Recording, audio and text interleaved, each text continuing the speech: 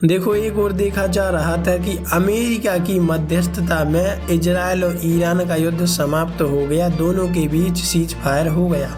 लेकिन अब खबरें जो आ रही हैं उसे सुनकर आप भी चौंक जाओगी और इन खबरों से आपको मालूम चलेगा कि वास्तव में इजराइल तो मानने वाला नहीं है और वहीं ईरान भी अब बदले में कार्रवाई बहुत ही भयानक करने वाला है। इसको लेकर अमेरिका भी कुछ नहीं कर सकते, क्योंकि इजराइल की तरफ से जो प्रतिक्रिया, जो हमले देखे जा रहे हैं उसे लेकर अमेरिका कुछ नहीं कह सकता। बहुत कुछ चल रहा है इस वक्त जियो पॉलिटिक्स में। आइए जानते हैं क्या है पूरा मामला और कैसे ये बात और बिगड़ती जा रही है। देखो, खबर सामने आ रही है, वेस्ट बैंक में आईडीएफ के सैनिकों पर भीषण हमला, भड़क गए इजराइल के रक्षा मंत्री, बोले बर्दाश्त नहीं करेंगे। इजराइल के रक्षा मंत्री इजराइल कैट्ज ने शनिवार को कहा कि वे कल रात पश्चिमी तट पर हुई गंभीर हिंसा और इजरायली डिफेंस फोर्स आईडीएफ के सैनिकों पर हमले की कड़ी निंदा करती हैं।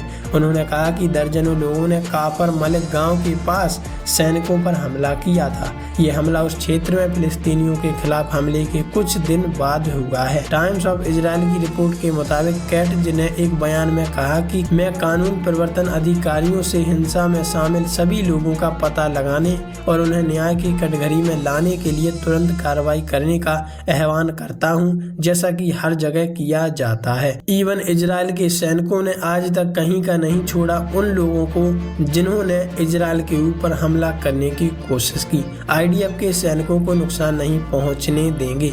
इजरायली रक्षा मंत्री कैट्ज ने कहा कि वे रबियों और बस्ती के नेताओं से भी अपील करते हैं कि वे हिंसा के इन कृत्यों की कड़ी निंदा करें और उनका खंडन करें। उन्होंने आगे कहा कि इजराइल राज्य हिंसा और कानून को अपने हाथ में लेने वाले को बर्दाश्त नहीं करेगा और वो किसी को भी इजरायली डिफेंस फोर्स के सैनिकों को नुकसान नहीं पहुंचने देंगे, जो यहूदियों और समरियों में फिलिस्तीनी आतंकवाद के खिलाफ दिन रात बहादुरी से लड़ते हैं और वहां बसने वालों की सुरक्षा पुख्ता करते हैं। इजरायली कैट्ज ने इससे पहले कहा था कि फिलिस्तीनियों के खिलाफ इजरायली सेटलर्स की तरफ से की गई हिंसा आतंकवाद नहीं है। इजरायल की रक्षा मंत्री कैट्ज ने चरमपंथी प्रवासियों के विरुद्ध प्रशासनिक नजरबंदी की नीति को भी समाप्त कर दिया, लेकिन फिलिस्तीनियों के लिए इसे बरकरार रखा है। वैसे आप इस बारे में क्या कहना चाहते हैं, कमेंट में लिखकर जरूर बताइएगा।